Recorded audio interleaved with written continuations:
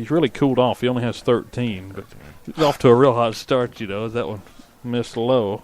If you're just tuning in, we say he only has 13. He had 8 in a row early. Yeah, that's why I say that. But, he had 8 in a row spanning from the last out of the first inning to the first out of the fourth.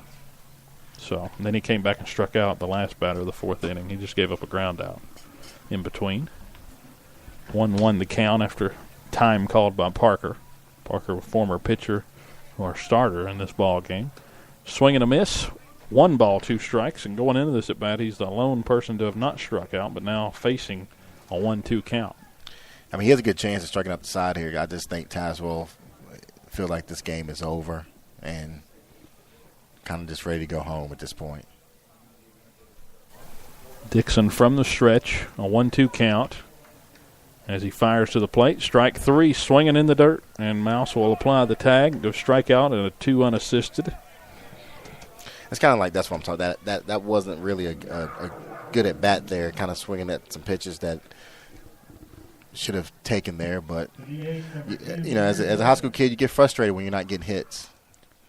14 strikeouts for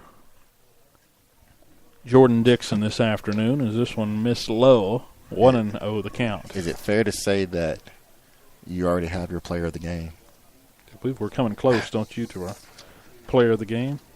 Although with the offense we've had, John Malumba has done a lot, and Zach Griffith has accounted for 2 of the runs, but it meant more when it was 4-0, now 7-0. As that one missed. Now 2-0 to Blevins, the designated hitter. Yeah, we could say John might have had the play of the game, maybe. Yeah, that definitely probably it changed the tone of the way the next few innings were played. Is that one's because, like you said, if he doesn't get that hit there, it's 1-0, 2-0. It's a different ball game. It's not 3-0. And that situation, that pitching change, I'm pretty sure he would bring Willis in to try to keep it at 1-0 or 2-0. Coach Belcher going to jog out and talk to Dixon after the umpire took one off near the throat area or something. So we'll make sure he's all right. But Dixon making a change here, maybe. So Dixon, I think they had to call timeout there to check on the umpire, but I'm not totally sure. If one fouled off of him. Don't think they're going to make a change. Maybe they are. Maybe I just made up something. It looked like they were talking to the ump. I believe they're going to keep Dixon in. I don't really know what their Coach Lee is going to bring a bottle of water or a cup of water out to the umps. I guess that's what it is. But the last time Dixon faced Tazewell, we said he struck out 12, so he's already got 14 here. He's got 2 more outs he could get. So what are we at total strikeouts? 19 total strikeouts. So we're not close yet. We're not going to get to 25 tonight. But that just shows how crazy. I mean, there's a lot of strikeouts here, we think, but we're still 6 short. So just imagine having 6 more. Of course, we could have 2 more and be short by 4, but definitely puts it into perspective how good these 2 teams play against each other. Of course, tonight the Cats have really been able to get some things going offensively and get confidence going in the last few innings. They had more hits in the 6th inning than they had in the first 5 innings combined.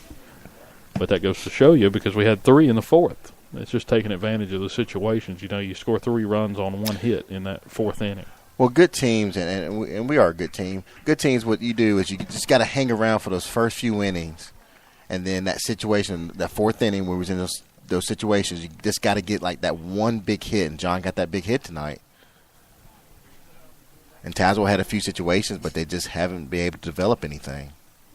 2-1, and this is a check swing. They appeal down, no-go. 3-1 to Blevins.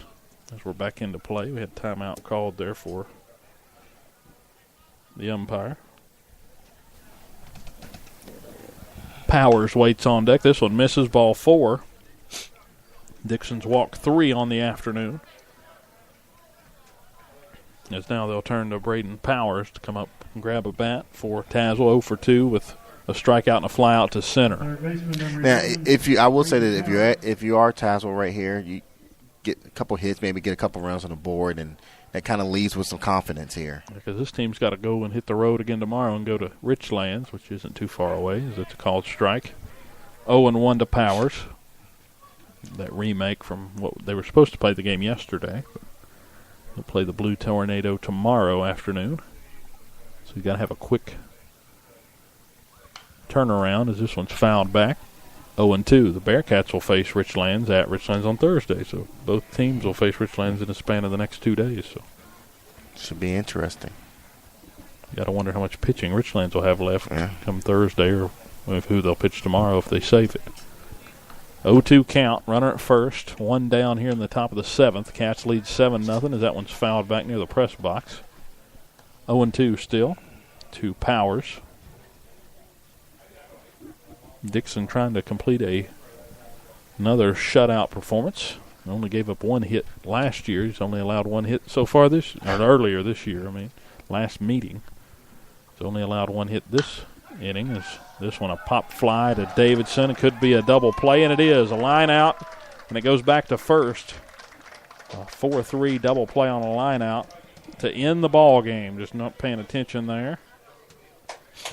And they get Blevins in between first and second before he could get back to the bag, and the Cats win it 7-0 over the Tazewell Bulldogs. And we can say it, Jordan Dixon, in 2 games against Tazewell, he's pitched 14 innings. He has struck out 26 players for Tazewell. And that's amazing in of itself. He's allowed just 2 hits in those 14 innings. Did I already say that? No, you didn't. He's pitched 1 hitters both times against Tazewell. Extremely impressive against a good ball club that was picked to win the district. That's just an impressive feat. And and what I like to see about that, you got to have pitching games like that. When you play good teams like this, you got to have an outing from your pitcher that's going to keep you in games, so you have that 4th inning where you get a couple runs. So a good win for the Cats tonight, 7-0. They come away with it here at home, and they'll have one more home game Tuesday night at 7 o'clock against Lebanon. So we hope you tune into that one. That should be a good one. I don't think Lebanon's lost a district game yet. I think you're right on that. I do believe you're right on that. That's really, and that's back-to-back days. They got to go to Lebanon on Monday, then got to come back and host Lebanon on Tuesday. So make sure you tune in at 6:45 for that one. Be Mark's last broadcast, senior night, a lot of things going on. Should be on exciting. Tuesday, so make sure you tune in, and that's not even talking about the ball game. No. So it should be a good one. We had a good one tonight, and the Cats end up winning in what seems like a blowout fashion, but it was close for a while. 7-0, they get the win, and if we're going to give a player of the game, I guess we got to go with Jordan Dixon. Like I said, say this, John. I think John had a big play. He had that big hit was huge at that situation at that time. But player of the game has to be Dixon. Great game. Just 7 innings, 1 hit, no runs, walked 3, and struck out 14. So have yourself a day, Jordan Dixon. And John Malumba 2 for 3 on the afternoon with an RBI, 2 RBIs, 3 RBIs, and a run scored. So he accounted for 4 of the 7 runs. Yeah. So he could make a run for it. And and that's not a cheap stat right there, because those 2 were huge in a big situation where we were only up with 1-0 at the time, with 2 outs. So that in that bottom of the 4th, so that was a huge hit for him. Matter of fact, both of John's hits came with 2 outs on the afternoon. So the freshman coming through in clutch time for the Cats and leading them to a 7-0 win. And we hope you can tune in on Tuesday afternoon for senior night. 6:45 will be live here on Spreaker.com/BearCatRadio from Dylan Hutton and Coach Reese Sidnor.